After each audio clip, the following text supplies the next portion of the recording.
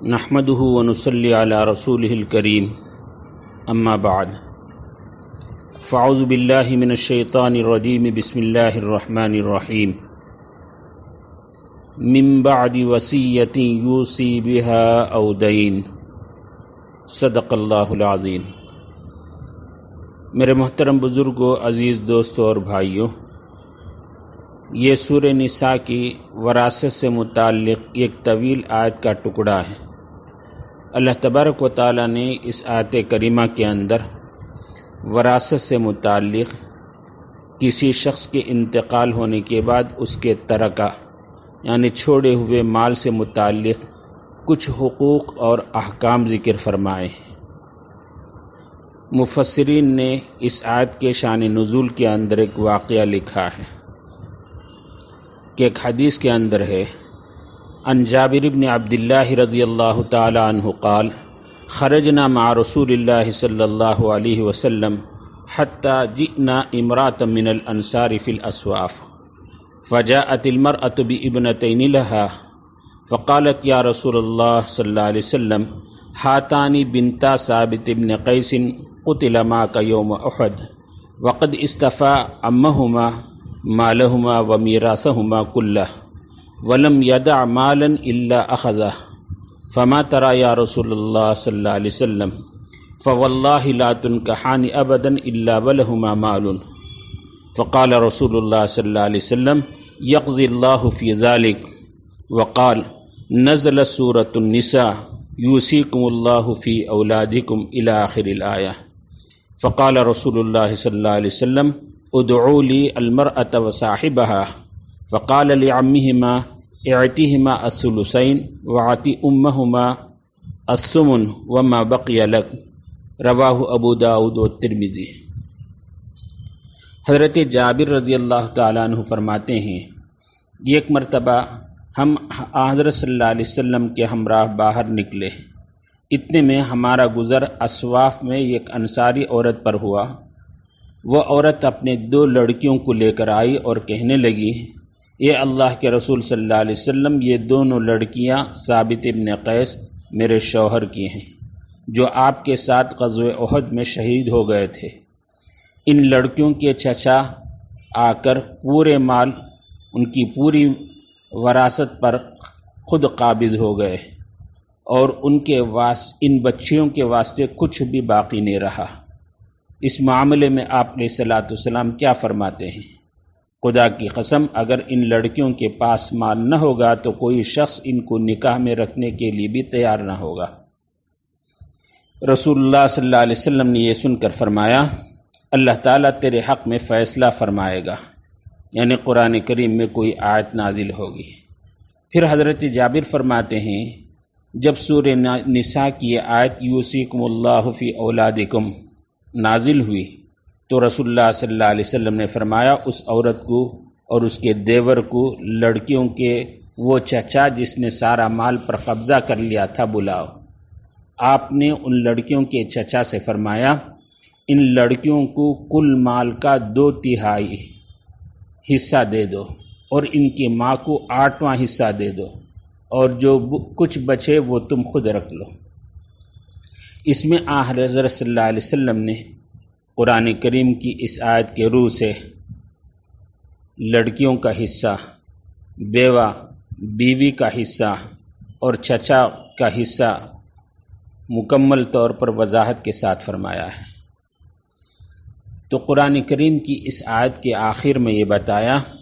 یہ جو ترکہ مال وراثت کی تقسیم ہوگی یہ من بعد وصیت، یہ وصیت کے نافذ ہونے کے بعد، او دین، یا اگر مرحوم نے مرنے سے پہلے اس کے ذمے قرضہ ہو تو اس قرضے کی ادائیگی کے بعد یہ وراثت اور ترکے کی تقسیم ہوگی۔ فقہا فرماتے ہیں، میت جو مال چھوڑ کر گیا اس کے اندر پہلے 4 قسم کے حقوق متعلق ہوتے ہیں۔ پہلی بات، اس کے چھوڑے ہوئے مال میں سے کفن دفن کے اخراجات ہیں، اس کے چھوڑے ہوئے مال سے پورا کیا جائے۔ عام طور پر جو لوگ زندہ اس کے وارث ہوتے ہیں، اس کا بیٹا ہو، باپ ہو، بھائی ہو، یہ کفن دفن کے اخراجات خود ہی وہ برداشت کر لیتے ہیں۔ تو اب اس کے بعد اب 3 قسم کے حقوق میت کے مال کے اندر متعلق ہوئے۔ پہلے اس میت کے ذمے کوئی قرضہ ہو تو کل مال سے اس کے قرضے کو ادا کیا جائے۔ دوسرے، اگر اس نے کوئی وصیت کی ہو تو 1/3 مال سے اس کی وصیت کو نافذ کیا جائے، وصیت کو پورا کیا جائے۔ اور پھر قرضے کی ادائیگی اور وصیت کو نافذ کرنے کے بعد جو باقی مال بچے گا اس کے اندر وارثین کا حق متعلق ہوگا۔ اگر قرضہ اور وصیت کو پورا کرنے کے بعد کوئی مال نہیں بچا تو وارثین کا کوئی حق اس مال سے متعلق نہیں ہوگا۔ اب اس آیت کی تشریح کے اندر آپ ذرا غور فرمائیں کہ جب ہمارے رشتہ دار میں کسی کا انتقال ہو گیا، ماں کا ہو یا باپ کا ہو یا کسی اور رشتہ دار کا، تو زندگی بھر ہمارا ان کا تعلق رہا، محبت رہی، ان کے جیتے جی ان کی کسی تکلیف کو ہم برداشت نہیں کرتے تھے۔ تو اب انتقال پر بہت رنج اور افسوس ہوتا ہے، رشتہ دار اور متعلقین خوب رونے لگتے ہیں۔ اب اس کا تقاضا تو یہ ہے کہ اب ان کے انتقال کے بعد جب ان کو قبر میں دفن کر دیا گیا تو کوئی عذاب ہوتا ہوا رشتہ دار برداشت نہ کر سکے اور ان کے عذاب سے محفوظ ہونے کی کوئی تدبیر کرے۔ بعض جگہ یہ دیکھا جاتا ہے کہ نماز جنازے سے پہلے یہ اعلان بھی کرتے ہیں اس کے وصی، اس کے ولی وغیرہ، کہ اگر ہمارے اس رشتہ دار جو انتقال ہوا اس کے ذمے کسی صاحب کا قرضہ ہو تو وہ قرضہ ہمارے فلاں سے بتا کر اپنا قرضہ وصول کر لے۔ بہرحال یہ ایک اچھی تدبیر ہے کہ ہم اپنے متعلق کے کسی قرضے کو جو ان کے ذمے باقی ہے ان کے انتقال کے بعد اس کی ادائیگی کا اہتمام اور اس کی فکر کریں کہ اگر میت کے ذمے کوئی قرضہ رہا اور اس کی ادائیگی نہیں ہوئی تو قبر میں ان پر عذاب ہوگا۔ اگر ہم ان کے قرضے کی ادائیگی کی فکر کریں تو انشاءاللہ اس کی وجہ سے ان پر جو عذاب ہونا تھا وہ عذاب موقوف ہو جائے گا، عذاب سے وہ محفوظ ہو جائیں گے۔ اس لیے سب سے پہلے اس کا اہتمام کریں اور یہ جائزہ لیں ہمارے علم میں اگر ہمارے متعلق جس کا انتقال ہوا اس کے ذمے کوئی قرضہ ہو تو پہلے جان کر ان کے قرضے کو ادا کریں اور لوگوں سے معلوم کریں، اگر صحیح طور پر ثابت ہے اور ہمیں اس کی اطلاع بھی ہے، اس کا ثبوت بھی ہے، تو ایک ایک کے قرضے کو ادا کرنے کا اہتمام کریں تاکہ ہمارا جو رشتہ دار اور جو متعلق انتقال ہوا وہ قبر میں عذاب سے محفوظ رہیں۔ یہ ہمارا حق ہے۔ پہلی بات تو یہ قرضے کی ادائیگی ہوئی۔ دوسری بات، اگر مرنے سے پہلے انہوں نے کوئی وصیت کی ہو تو وہ وصیت کو نافذ کریں۔ وصیت کو نافذ کرنے سے متعلق شریعت میں 2 ضابطے ہیں۔ پہلا ضابطہ یہ ہے کہ وہ وارث کے حق میں کوئی وصیت نہ کیا ہو۔ وارث کے حق میں اگر کوئی وصیت کیا ہو، مثال کے طور پر باپ نے اپنے مرنے سے پہلے اپنے بیوی کے بارے میں وصیت کی کہ میری بیوی کو میرے مال میں سے آدھا حصہ دے دو، تو یہ وصیت نافذ نہیں ہوگی، چونکہ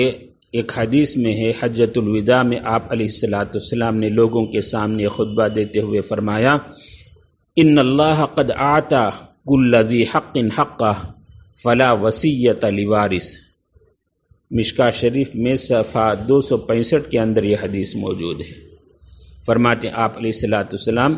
اللہ تبارک و تعالیٰ نے ہر حقدار کو ان کا حق ادا کیا ہے۔ باپ کو کتنا حق ملنا چاہیے، بیٹے کو کتنا ملنا چاہیے، بیٹی کو کتنا ملنا چاہیے،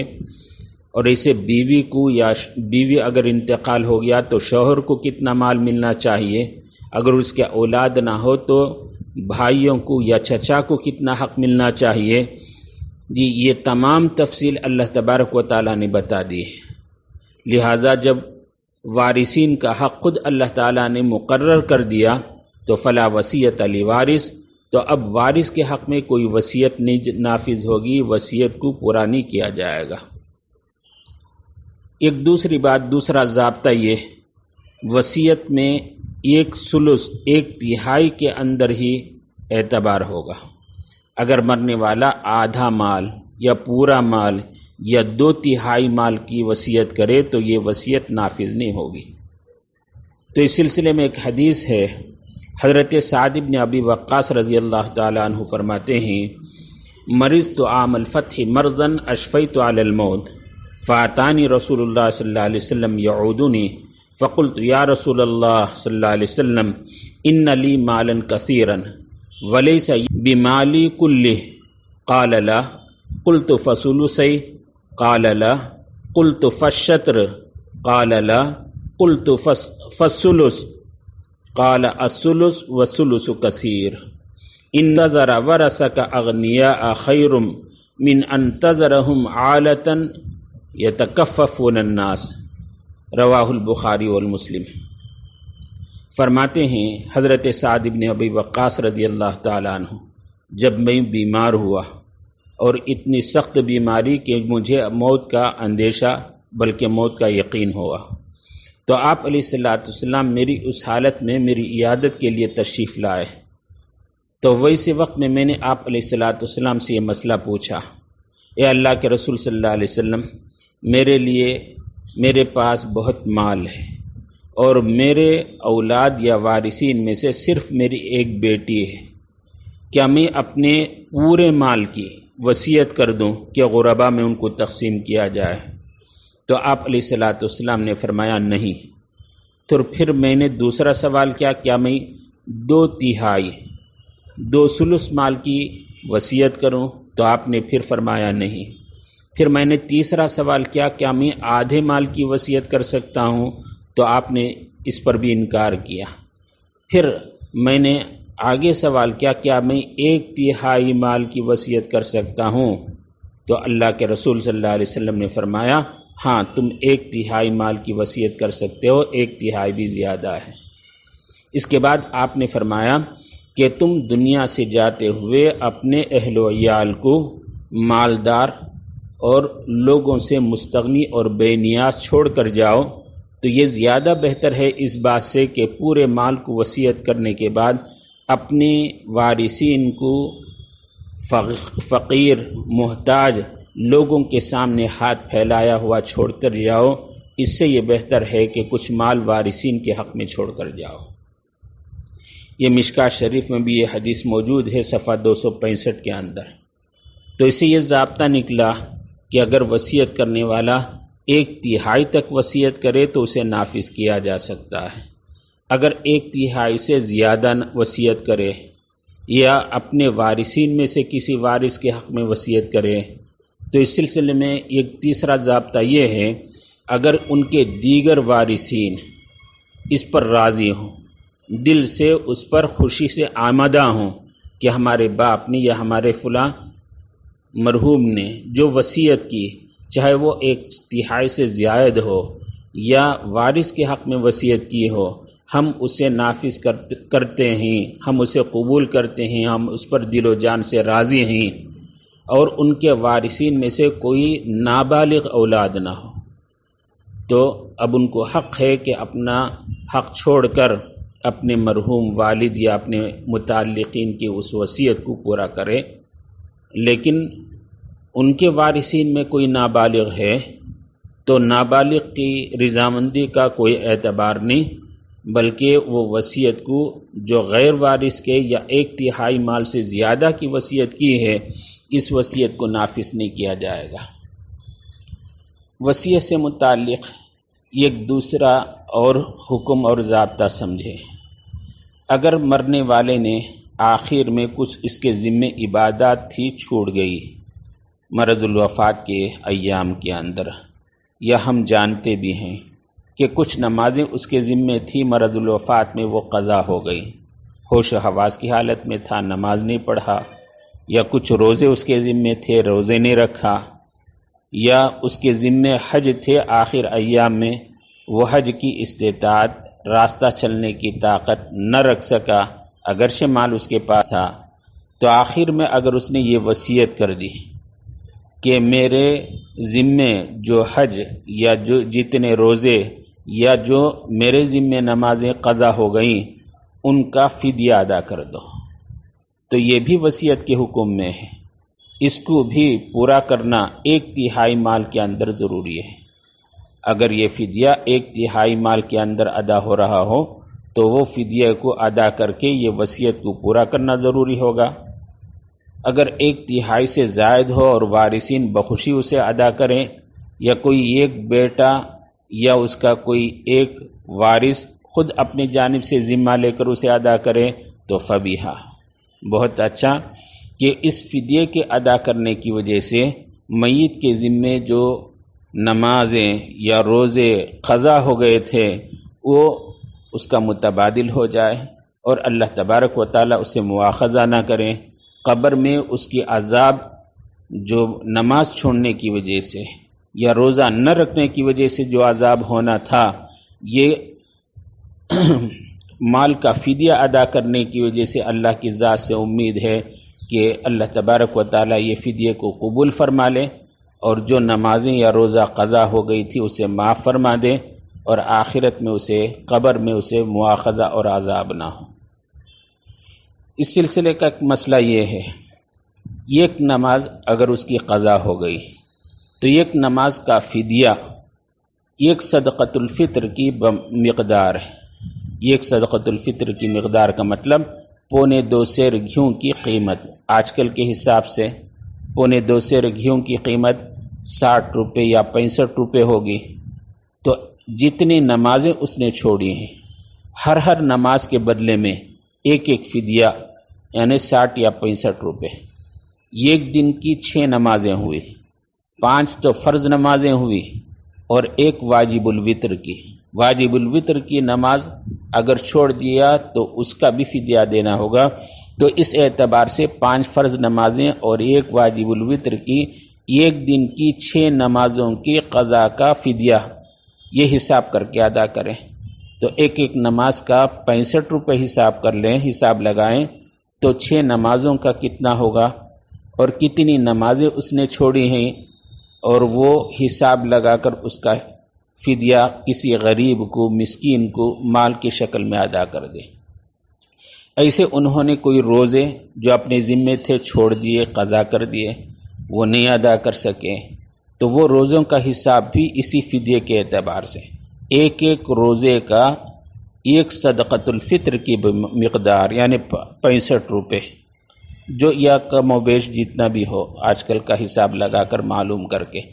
ایک روزے کے بدلے میں 65 روپے یا کم و بیش فدیہ ادا کر دیں، تو جتنے روزے اس کے ذمے تھے ان روزوں کی قضا نہیں کر سکا تو یہ فدیہ اس کا کفارہ بن سکتا ہے، اللہ کی ذات سے امید ہے۔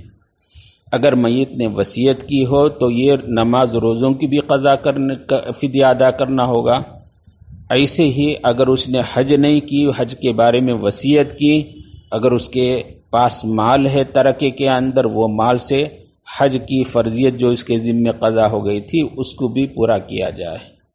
یا کوئی وارث بیٹا اپنے باپ کے حق کو پورا کرنے کے لیے احسان کے طور پر اتنی نمازوں اور روزوں کا حساب لگا کر اپنے طرف سے فدیہ ادا کر دیا، تو بھی اللہ کی ذات سے امید ہے کہ اللہ تبارک و تعالی یہ فدیے کو ان کے روزے اور نمازوں کے عوض میں قبول فرما کر اللہ تعالی قبر کے عذاب سے انہیں محفوظ رکھے۔ یہ وارثین کا حق ہے کہ ہم مرنے والوں کے ذمے جو حقوق ہیں ادا کر کے ان کو قبر کے عذاب سے محفوظ رکھیں، اس کی کوشش کریں، جیسے ہمیں دنیا کے اندر ان کی سے تعلق رہا، ان کے تھوڑے سے رنج، فکر اور تکلیف کو ہم برداشت نہیں کر سکتے تھے، آج ان کا انتقال ہو گیا، وہ ہم سے جدا ہو گئے، تو ہمارا تقاضا یہ ہے کہ قبر کے اندر ان کو عذاب نہ ہو اور وہ خوشی سے اللہ کی رضامندی اور جنت کے باغوں ان کی قبر جنت کا باغ بنے اور قبر کا عذاب ان کو نہ ہو، اس کے لیے ان حقوق کی رعایت اور ان حقوق کی ادائیگی کا اہتمام کریں۔ اس کے بعد اور دوسرے اور وراثت سے متعلق کچھ حکم احکامات ہیں، انشاءاللہ زندگی باقی رہی، اللہ نے توفیق دی، آئندہ مجلس میں اس کے احکامات ذکر کیا جائیں گے۔ اللہ تبارک و تعالی ہمیں ان احکامات کو پورے خوشی کے ساتھ ادا کرنے کی توفیق ارزانی سے نوازیں۔ آمین۔ وآخر دعوانا